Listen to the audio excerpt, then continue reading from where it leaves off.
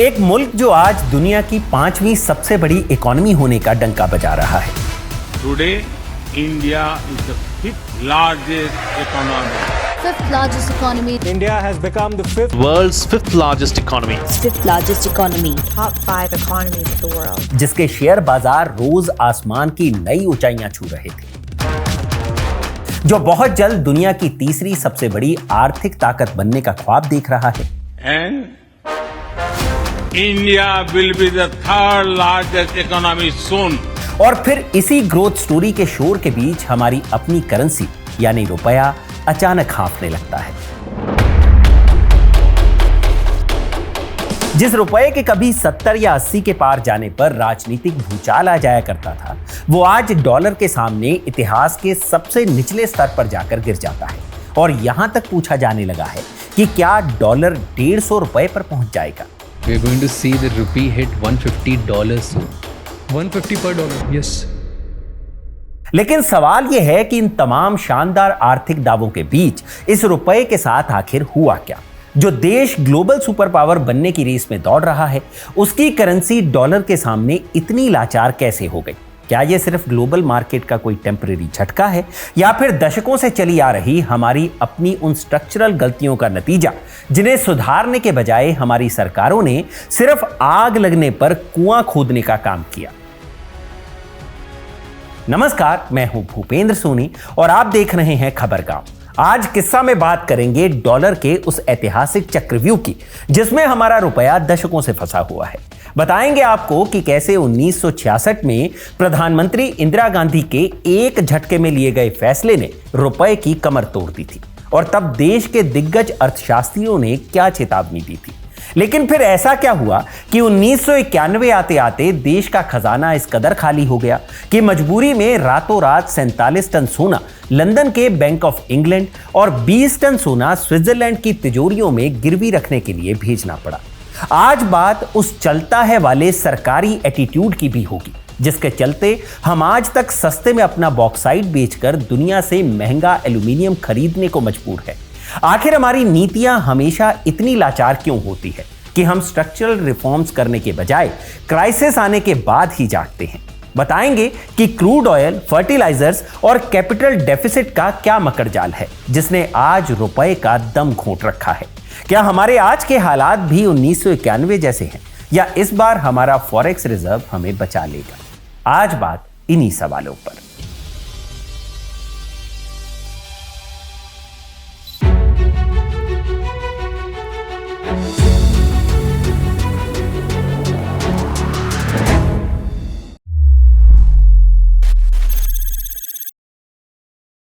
रुपए के गिरने का इतिहास समझने से पहले व्हाट्सएप यूनिवर्सिटी के उस सबसे बड़े मिथक को दिमाग से निकाल दीजिए, जिसमें कहा जाता है कि 1947 में एक रुपया $1 के बराबर था। यह सरासर झूठ है। आजादी के वक्त हमारा रुपया अपनी हैसियत में अमेरिकी डॉलर से नहीं, बल्कि ब्रिटिश पाउंड से बंधा हुआ था। उस वक्त 1 पाउंड की कीमत करीब 13 रुपए 33 पैसे थी, और अगर उस दौर के हिसाब से डॉलर से तुलना करें तो 1947 में $1 की कीमत करीब 3 रुपए 30 पैसे हुआ करती थी। लेकिन फिर सवाल उठता है कि ब्रिटिश पाउंड की छत्रछाया से निकलकर हमारा रुपया आखिर डॉलर के चक्कर में फंसा कैसे? इसकी कहानी शुरू होती है 1944 की ब्रेटन वुड्स कॉन्फ्रेंस से।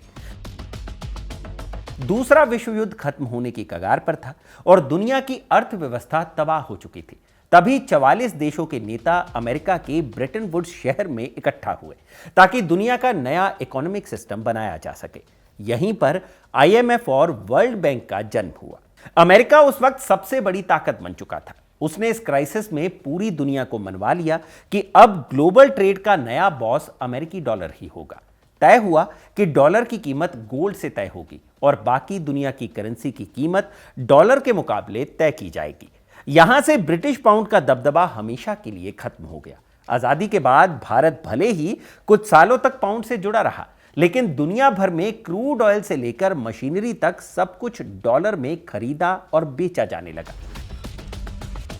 हमारी मजबूरी थी कि विदेशी व्यापार के लिए हमें भी डॉलर की ही शरण में जाना पड़ा। सब कुछ ठीक चल रहा था, लेकिन फिर आया 60 का दशक, भारत के लिए यह दौर किसी बुरे सपने से कम नहीं था।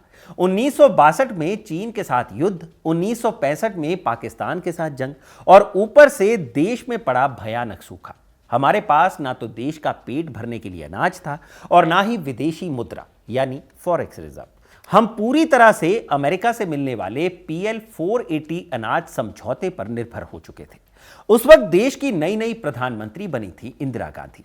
भारत की ऐसी लाचार हालत देखकर वर्ल्ड बैंक, IMF और अमेरिका ने इंदिरा गांधी पर भारी दबाव बनाना शुरू कर दिया। उनका कहना था कि भारत अपनी करेंसी की वैल्यू कम करे यानी डीवैल्यूएशन करे, तभी उसे विदेशी मदद मिलेगी। इकोनॉमी का बेसिक नियम कहता है कि अगर आप अपनी करेंसी की वैल्यू गिराते हैं तो आपके एक्सपोर्ट सस्ते हो जाते हैं और विदेशी पैसा देश में आता है। उदाहरण के लिए, अगर हमारे रुपए की वैल्यू कम होगी तो विदेश से माल मंगवाने वाले को कम पैसे में ज्यादा सामान मिलेगा। यहां आपका यह जानना भी जरूरी है कि 1992 के लिबरलाइजेशन से पहले देश की करेंसी की वैल्यू घटाना या बढ़ाना सरकार के हाथ में होता था। अगर सरकार ने वैल्यू घटाई तो डीवैल्यूएशन और अगर बढ़ाई तो रीवैल्यूएशन। लिबरलाइजेशन के बाद सरकार के पास से यह ताकत निकलकर मार्केट के हाथ में चली जाती है, यानी मार्केट के हिसाब से देश की करेंसी की वैल्यू घटती बढ़ती रहती है। इसलिए आपने देखा होगा कि हर रोज हम लोग रुपए की वैल्यू इंटरनेट पर चेक कर सकते हैं कि आज रुपया कितना चढ़ा या कितना गिरा। जब मार्केट फोर्सेस करेंसी की वैल्यू घटाती हैं तो उसे डेप्रिसिएशन कहते हैं और अगर बढ़ाती हैं तो उसे एप्रिसिएशन कहा जाता है। इसलिए फिलहाल जो रुपया गिर रहा है तो हम उसे कहते हैं कि रूपी डेप्रिशिएट हो रहा है। खैर, अब वापस लौटते हैं 6 जून 1996 पर, जब इंदिरा गांधी ने वो फैसला लिया जिसने देश की राजनीति और इकोनॉमी दोनों में भूचाल ला दिया। द 1991 प्रोजेक्ट के आर्काइव्स और उस दौर के ऐतिहासिक दस्तावेजों के मुताबिक इंदिरा गांधी सरकार ने रातों रात रुपए की वैल्यू 36.5% घटा दी, यानी डीवैल्यूएशन कर दी। इसका मतलब यह हुआ कि जो डॉलर 5 जून तक 4 रुपए 76 पैसे का था, वो 6 जून की सुबह एक झटके में 7.5 रुपए का हो गया। यह फैसला इतना बड़ा और अचानक था कि तत्कालीन कांग्रेस अध्यक्ष के कामराज आग बबूला हो गए थे। उन्हें लगा कि इंदिरा ने अमेरिकी दबाव में आकर देश की नाक कटवा दी है। इस पूरे फैसले की ड्राफ्टिंग उस वक्त के रिजर्व बैंक के गवर्नर PC भट्टाचार्य और chief economic adviser IG Patel जैसे दिग्गजों ने की थी। लेकिन इस फैसले में एक बहुत बड़ी गलती थी जिसे उस दौर में कई अर्थशास्त्रियों ने पॉइंट आउट किया था। एक्सपर्ट्स की चेतावनी बिल्कुल साफ थी। करेंसी की वैल्यू गिराने का फायदा यानी एक्सपोर्ट्स का बढ़ना सिर्फ तब होता है जब आपके पास दुनिया को बेचने के लिए कुछ हो। भारत उस वक्त भयानक सूखे की मार झेल रहा था। हमारे पास एक्सपोर्ट करने के लिए सरप्लस माल था ही नहीं।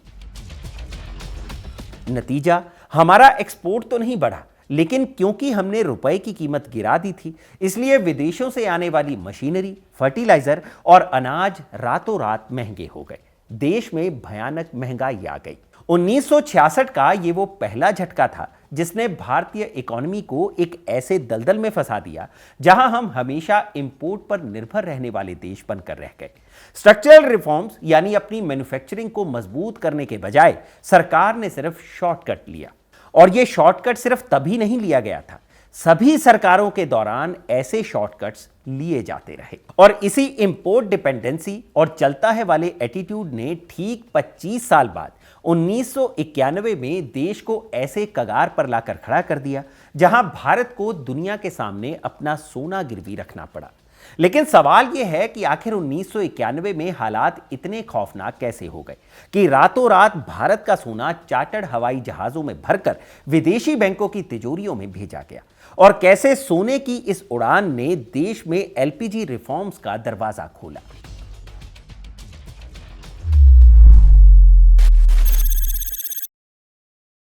उन्नीस के डीवैल्यूएशन के बाद भारत ने एक्सपोर्ट बढ़ाने के बजाय एक आसान रास्ता चुन लिया था, विदेशी कर्जा लेना। 80 का दशक आते आते हमारी अर्थव्यवस्था अंदर से पूरी तरह खोखली हो चुकी थी।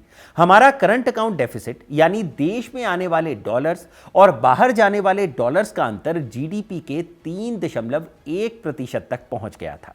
हम कमाई अठन्नी कर रहे थे और खर्चा रुपया हो रहा था। लेकिन असली तबाही का ट्रिगर हिंदुस्तान में नहीं बल्कि हजारों किलोमीटर दूर मिडिल ईस्ट में दबा। अगस्त 1990 इराक के तानाशाह सद्दाम हुसैन ने कुवैत पर हमला कर दिया और खाड़ी युद्ध शुरू हो गया। इस एक युद्ध ने भारतीय इकोनॉमी के दोनों पैर एक साथ काट दिए।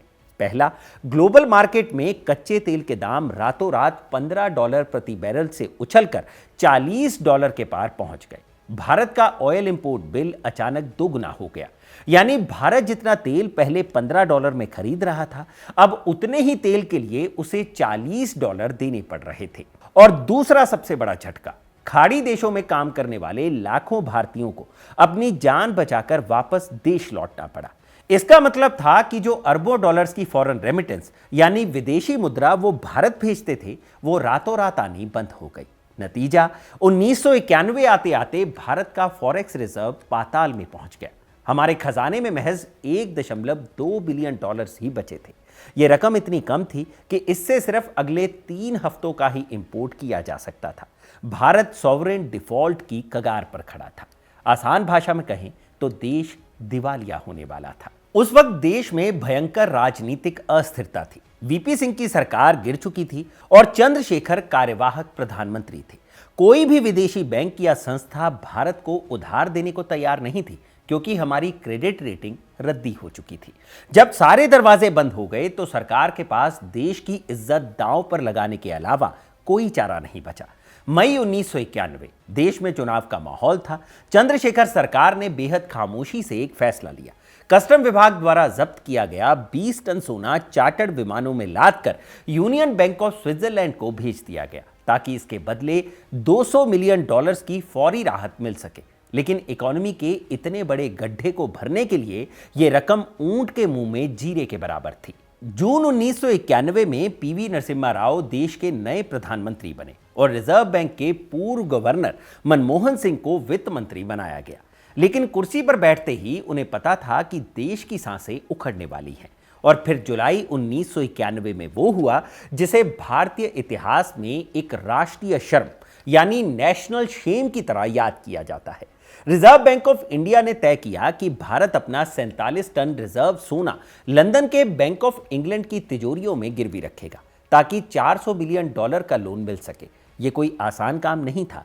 इसे इतना सीक्रेट रखा गया था कि सरकार में भी गिने चुने लोगों को ही इसकी भनक थी। जुलाई के महीने में 4 से 18 तारीख के बीच चार्टर्ड हवाई जहाजों के जरिए 4 किश्तों में यह सोना देश से बाहर भेजा गया। यह ऑपरेशन कितना खौफनाक था, इसका अंदाजा इस बात से लगाइए कि जब मुंबई के मिंट रोड स्थित आरबीआई के वॉल्ट से भारी सुरक्षा के बीच सोना एयरपोर्ट ले जाया जा रहा था, तो रास्ते में एक वैन का टायर फट गया। अधिकारियों की सांसें हलक में अटक गईं। आनन फानन में भारी हथियारों से लैस गार्ड्स ने वैन को घेरा और उस वैन को ठीक करके एयरपोर्ट पहुंचाया गया। जब न्यूज़पेपर्स में सोने से भरे ट्रकों के एयरपोर्ट जाने की खबरें और तस्वीरें छपी तो पूरे देश में हाहाकार मच गया।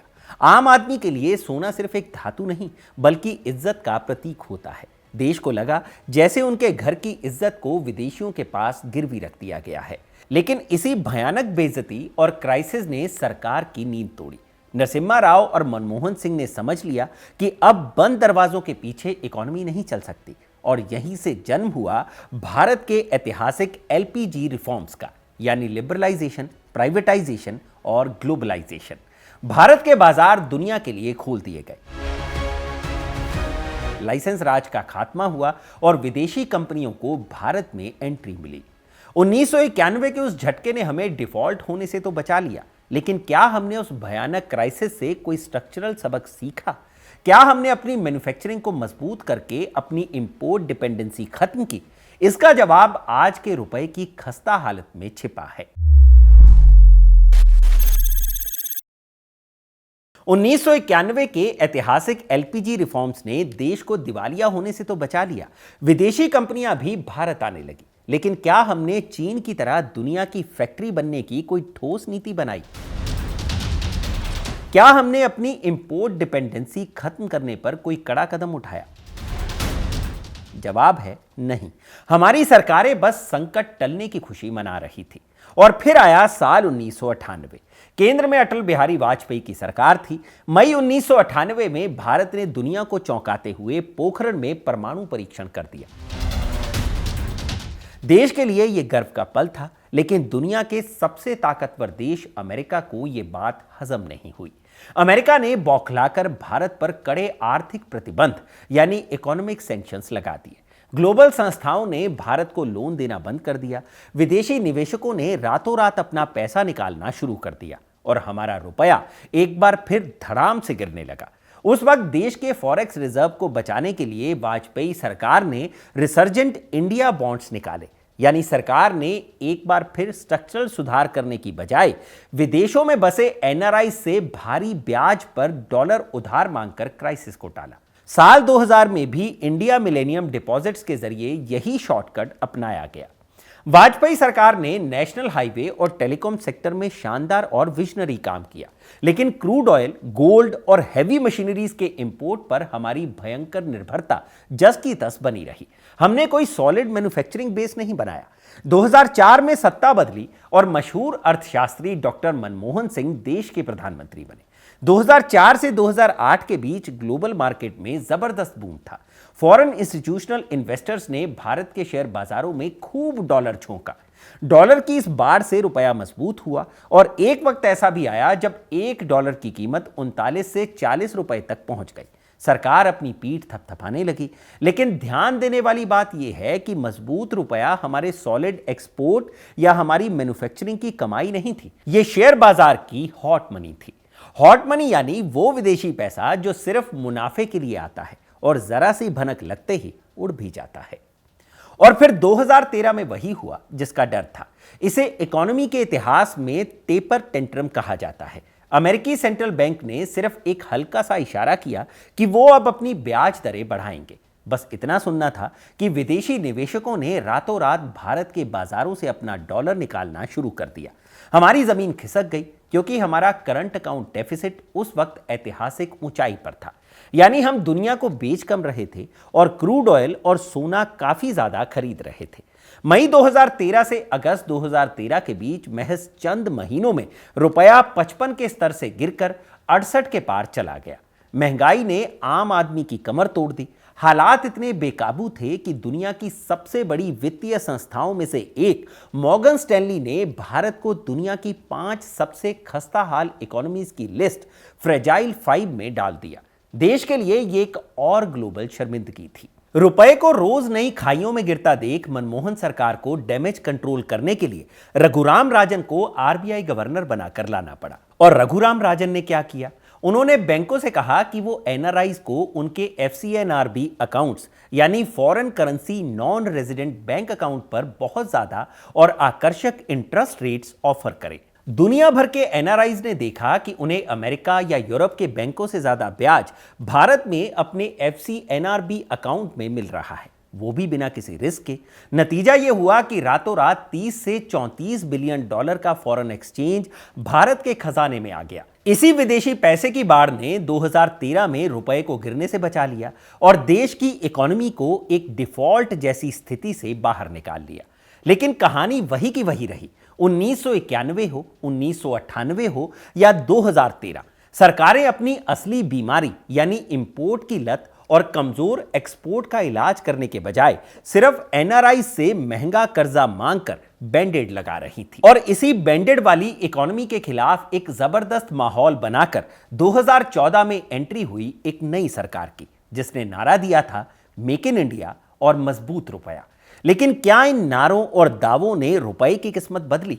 आज जब देश का विदेशी मुद्रा भंडार 700 बिलियन डॉलर के करीब है, फिर भी रुपया हर दिन एक नया निचला स्तर क्यों छू रहा है? 2014 में देश के राजनीतिक मंच पर नरेंद्र मोदी की एंट्री हुई। उन्होंने पिछली सरकारों की पॉलिसी पैरालिसिस पर कड़े प्रहार किए और मजबूत रुपया और मजबूत इकोनॉमी का विजन देश के सामने रखा। सरकार ने मेक इन इंडिया का बिगुल फूंका, जिसका मकसद भारत को मैन्युफैक्चरिंग का ग्लोबल हब बनाना था और हमारे एक्सपोर्ट्स को रफ्तार देना था। अगर हम आज के आंकड़ों को देखें तो फिलहाल भारत एक मामले में 1991 और 2013 वाले खौफ से पूरी तरह आजाद है। आज भारत का फॉरेक्स रिजर्व 700 बिलियन डॉलर के करीब है, यानी हम दिवालिया तो बिल्कुल नहीं होने वाले और ना ही कोई सोना गिरवी रखने की नौबत आने वाली है। लेकिन यहां एक बड़ा सवाल है, $700 बिलियन का ये भारी भरकम रिजर्व कब तक हमारा साथ देगा? एक हफ्ते पहले केंद्रीय वाणिज्य और उद्योग मंत्री पीयूष गोयल ने कन्फेडरेशन ऑफ इंडियन इंडस्ट्री यानी CII के एनुअल समिट में बताया है कि ये पैसा हमें करीब 10 से 11 महीनों का इंपोर्ट कवर देता है। यानी अगर आज विदेशी मुद्रा भंडार में एक भी पैसा आना बंद हो जाए तब भी हम अपने रिजर्व के बूते 11 महीने तक अपनी जरूरत का सामान मंगा सकते हैं। लेकिन इतना भारी भरकम रिजर्व और एक स्थिर पूर्ण बहुमत की सरकार होने के बावजूद रुपया 70 से 80 और फिर इतिहास के सबसे निचले स्तर पर कैसे आ गिरा? इसका जवाब वही पुराना है। जो स्ट्रक्चरल बीमारियां इंदिरा, मनमोहन और वाजपेयी के दौर में थी, वो आज भी इकोनॉमी की नसों में वैसे ही दौड़ रही हैं। मेक इन इंडिया के तमाम दावों के बावजूद हम अपनी मैन्युफैक्चरिंग को चीन के स्केल पर नहीं ले जा पाए। आज भी हमारी जरूरत का 80 से 85% कच्चा तेल डॉलर देकर ही इंपोर्ट होता है। आज भी हिंदुस्तानी हर साल अरबों डॉलर का सोना विदेशों से खरीद रहे हैं। इलेक्ट्रॉनिक सामान से लेकर भारी मशीनरी तक हमारी इंपोर्ट की लत छूट ही नहीं रही है। और हमारी सबसे बड़ी नाकामी यह है कि आज भी हम इस भारी भरकम डॉलर के खर्चे को अपने एक्सपोर्ट की कमाई से नहीं पाट पा रहे हैं। हम आज भी विदेशों में काम करने वाले भारतीयों की कमाई यानी रेमिटेंसेस और शेयर बाजार में लगने वाले विदेशी निवेशकों के पैसे के सहारे अपना ट्रेड डेफिसिट बैलेंस कर रहे हैं। जब भी ग्लोबल मार्केट में कोई युद्ध होता है या अमेरिका अपनी ब्याज दरें बढ़ाता है, विदेशी निवेशक अपनी हॉट मनी निकालते हैं और हमारा रुपया डॉलर के आगे घुटने टेक देता है। वजह है वही स्ट्रक्चरल गलतियां जिनको सुधारा जाना जरूरी था। इस लाचारी की जवाबदेही सिर्फ ग्लोबल मार्केट या कच्चे तेल के दामों पर नहीं डाली जा सकती। इसके पीछे हमारे सिस्टम का वो चलता है वाला एटीट्यूड है जो क्राइसिस आने से पहले कभी नहीं जागता। और इस पॉलिसी पैरालिसिस की जड़ें कितनी गहरी हैं, ये आपको समझ आएगा एल्यूमिनियम से बने कैन वाले डाइट कोक के एग्जाम्पल से। अब आप सोच रहे होंगे कि ये गिरते रुपए की कहानी में डाइट कोक की एंट्री कहां से हो गई, तो चलिए जानते हैं। सबसे पहले यह जान लीजिए कि बॉक्साइट और एल्यूमिनियम का रिश्ता वही है जो गन्ने और चीनी का होता है। बॉक्साइट असल में वो कच्चा पत्थर या मिट्टी है जिसे साफ करके एल्यूमिनियम बनाया जाता है। भारत के पास दुनिया का सबसे बड़ा बॉक्साइट रिजर्व है, इतना कि हम अगले 350 साल तक दुनिया के बॉस बने रह सकते हैं। लेकिन हमारी पॉलिसी का झोल देखिए। हम अपना कच्चा बॉक्साइट दुनिया को सस्ते दाम पर बेच देते हैं और वही बॉक्साइट जब बाकी देश एल्यूमिनियम में बदलकर उसकी डाइट कोक या बियर के कैंस बना देते हैं तो हम उन बने बनाए कैंस को महंगे दाम पर इंपोर्ट करते हैं। इसे ही कहते हैं डाइट कोक पैराडॉक्स। और ध्यान रखिएगा, बॉक्साइट बेचने और कैन खरीदने में जो पैसे का फर्क है वो बहुत बड़ा है। ऐसा इसलिए होता है क्योंकि देश में कच्चे एल्यूमिनियम पर सरकार ने 7.5% की इंपोर्ट ड्यूटी लगा रखी है, जिसकी वजह से भारत की लोकल कंपनियों को कैन बनाने का कच्चा माल बहुत महंगा मिलता है। एक भारतीय कंपनी को कैन बनाने में करीब 10 रुपए 40 पैसे का खर्चा आता है। लेकिन फ्री ट्रेड एग्रीमेंट यानी FTA के चलते दक्षिण कोरिया या UAE जैसे देशों से बने बनाए कैंस भारत में 0% ड्यूटी पर आ जाते हैं और उन्हें सिर्फ 9 रुपए 77 पैसे में बेचा जाता है। नतीजा यह होता है कि हमारी लोकल मैन्युफैक्चरिंग तबाह हो जाती है। हम कच्चा माल सस्ते में बेचते हैं और फिनिश गुड्स के लिए अपना डॉलर बाहर भेजते हैं। लेकिन यह बीमारी सिर्फ एल्यूमिनियम तक सीमित नहीं है, इससे भी बड़ा झोल है फर्टिलाइजर्स और नेचुरल गैस में। भारत एक कृषि प्रधान देश है जहां हर साल लाखों करोड़ों टन फर्टिलाइजर यानी खाद की जरूरत होती है। अब ट्विस्ट यह है कि इस खाद को बनाने के लिए सबसे जरूरी कच्चा माल होता है नेचुरल गैस। दरअसल यूरिया बनाने के लिए जिस अमोनिया की जरूरत होती है वो नेचुरल गैस यानी LNG से ही मिलता है। बिना गैस के यूरिया बनाना नामुमकिन है। आज भी भारत अपनी जरूरत का लगभग 50% नेचुरल गैस कतर, UAE और अमेरिका जैसे देशों से इंपोर्ट करता है। इतना ही नहीं, हम हर साल लाखों टन यूरिया, DAP और पोटाश सीधे तौर पर भी इंपोर्ट करते हैं, यानी बना बनाया माल, क्योंकि हमारी अपनी प्रोडक्शन डिमांड के मुकाबले कम है। ऐसे में अगर स्ट्रेट ऑफ हॉर्मूज कुछ दिन और बंद रहा तो देश में खाद की भारी किल्लत हो जाएगी, जो अल्टीमेटली आपके खाने की थाली की कीमत कई गुना बढ़ा देगी। जब भी दुनिया में तनाव बढ़ता है, गैस महंगी होती है और हमारा इंपोर्ट बिल आसमान छूने लगता है। यहां आपका यह समझना भी जरूरी है कि जब भी दुनिया में तनाव बढ़ता है, गैस महंगी होती है और हमारा इंपोर्ट बिल आसमान छूने लगता है, तो रुपया कैसे कमजोर होता है। इकोनॉमी का सीधा नियम है, जिस चीज के खरीदार ज्यादा होंगे उसकी कीमत बढ़ेगी। जब हम कोरिया से कैन, कतर से गैस या विदेशों से सोना खरीदते हैं तो हमें पेमेंट डॉलर में ही करनी होती है। डॉलर जुटाने के लिए सरकार और आरबीआई को मार्केट में रुपया बेचना पड़ता है। जब मार्केट में रुपए की सप्लाई जरूरत से ज्यादा बढ़ जाती है तो उसकी कीमत डॉलर के मुकाबले गिरने लगती है और रुपया हर दिन एक नया ऑल टाइम लो छूने लगता है, जो फिलहाल हो रहा है। जब रुपया गिरता है तो सरकारें बैंडेड यानी मरहम लगाने का काम करती हैं। इतिहास गवाह है कि जब भी रुपया डगमगाया, सरकारों ने जनता की जेब और शौक पर लगाम कसी। 1991 में सोने पर कड़े प्रतिबंध लगे। 2013 में जब रुपया ताश के पत्तों की तरह गिर रहा था, तब तत्कालीन वित्त मंत्री पी चिदंबरम ने हाथ जोड़कर अपील की थी कि कृपया सोना खरीदना बंद कर दे। उस वक्त सोने पर इंपोर्ट ड्यूटी रातों रात 2% से बढ़ाकर 10% कर दी गई थी। आज भी वही हो रहा है। प्रधानमंत्री मोदी ने हाल ही में वेड इन इंडिया की अपील की ताकि शादियों और घूमने पर हमारा डॉलर बाहर ना जाए। सरकार सोने पर ड्यूटी इसलिए बढ़ाती है ताकि वो महंगा हो जाए और आप उसे कम खरीदें, लेकिन ये सब पेन किलर की तरह है। यही कारण है कि इस बार भी केंद्र सरकार ने चिदंबरम वाला फॉर्मूला अपनाते हुए सोने पर इंपोर्ट ड्यूटी 18.4% बढ़ा दी है। अब गिरते रुपए को संभालने के लिए सबसे अहम काम करता है भारतीय रिजर्व बैंक। जब ये पेन किलर काम नहीं करते तो मैदान में आता है रिजर्व बैंक ऑफ इंडिया यानी आरबीआई। रुपया बचाने के लिए आरबीआई अपने खजाने से डॉलर निकालकर मार्केट में बेचता है ताकि डॉलर की सप्लाई बढ़े और रुपए को सहारा मिले। लेकिन इस चक्कर में हम अपना खून पसीने से जमा किया हुआ फॉरेक्स रिजर्व फूंक देते हैं और आरबीआई किसी लिमिट तक ही रुपए को गिरने से बचा सकता है। रुपए को गिरने से बचाने का असली इलाज तो मैन्युफैक्चरिंग बढ़ाना ही था। मसलन पुणे की CSIR नेशनल केमिकल लेबोरेटरी के वैज्ञानिकों ने LPG का स्वदेशी विकल्प DME सालों पहले तैयार कर लिया था, जो कोयले से बन सकता है। लेकिन सरकार अब जाकर कोल गैसिफिकेशन पर 3 लाख करोड़ का प्लान लाई है। सवाल यही है कि जब हमें पता था कि हमारी रगों में इंपोर्ट का जहर दौड़ रहा है और हम लोग चूल्हा जलाने के लिए भी खाड़ी देशों पर निर्भर हैं, तो ये फैसले 15 साल पहले क्यों नहीं लिए गए? क्यों हमारी सरकार हमेशा आग लगने पर कुआं खोदने की आदत से मजबूर है? अब एक अहम सवाल और है, रुपया संभलेगा कब? गोल्डमैन सैक्स जैसी ग्लोबल एजेंसियों की रिपोर्ट कहती है कि रुपए की गिरावट फिलहाल थमने वाली नहीं है। जब तक हम तेल और मशीनों के लिए डॉलर फूंकते रहेंगे, रुपया हर साल 2 से 3% गिरता ही रहेगा। तो कुल मिलाकर बात इतनी है कि जो 150 रुपए प्रति डॉलर वाला आंकड़ा आप सुन रहे हैं या सोशल मीडिया पर चल रहा है, अगर सरकारें नहीं सुधरी तो महीनों में ना सही सालों में तो हम इस मुकाम को भी हासिल कर ही लेंगे। आप चीन के एग्जाम्पल से समझिए। अमेरिका ने अभी दुनिया भर पर टैरिफ लगाए। इंडिया ने भी इसी टैरिफ की वजह से रूस से कच्चा तेल लेना बंद कर दिया। लेकिन चीन कभी अमेरिका के आगे नहीं झुका। क्यों? क्योंकि उसके पास मैन्युफैक्चरिंग का लीवरेज है। चीन दुनिया की फैक्ट्री है। अगर अमेरिका उस पर प्रतिबंध लगाता है तो खुद अमेरिका में महंगाई बढ़ जाती है। चीन ने अपनी करेंसी युआन को डॉलर के आगे इसलिए टिकाए रखा है क्योंकि दुनिया को उसकी जरूरत है, उसे दुनिया की नहीं। हाल ही में आई रिपोर्ट्स के मुताबिक भारतीय रुपया इस साल एशिया की सबसे खराब प्रदर्शन करने वाली करेंसी बन गया है। यह खबर चौंकाने वाली है क्योंकि हम अक्सर अपनी तुलना पाकिस्तान या बांग्लादेश से करके खुश हो जाते हैं कि हम उनसे बेहतर हैं।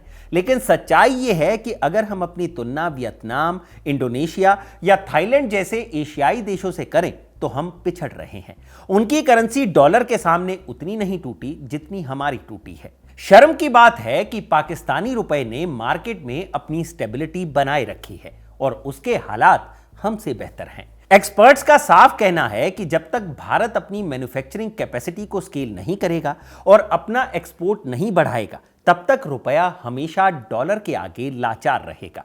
रुपए को मजबूत भाषणों से नहीं बल्कि पॉलिसी से मजबूत किया जा सकता है, लेकिन यह तभी हो पाएगा जब हम आग लगने पर कुआं खोदने की नीति को पीछे छोड़कर और चलता है वाला एटीट्यूड त्याग कर उन चीजों पर गंभीरता से काम करें जो हमारी डिपेंडेंसी को कम कर वाकई आत्मनिर्भर भारत की ओर ले जा सके। आपको क्या लगता है, क्या हमारी सरकारें इंपोर्ट पर अपनी निर्भरता कम करने में नाकाम रही है? अपनी राय हमें कमेंट बॉक्स में जरूर बताइएगा। इस एपिसोड में बस इतना ही। किस्सा का यह एपिसोड लिखा था मेरे साथी मयंक ने और इसे कैमरा के पीछे रिकॉर्ड किया है मेरे साथी इरशाद ने। इस पूरे एपिसोड को बनाने में मेरे और कई साथियों का योगदान रहता है, तो उनके नाम भी आप स्क्रीन पर देख सकते हैं। किस्सा अच्छा लगा हो तो लाइक और शेयर जरूर करें और जानकारी से भरे ऐसे ही और वीडियोस देखने के लिए देखते रहिए खबरगांव। मुझे इजाजत दीजिए। मैं हूं भूपेंद्र सोनी। शुक्रिया।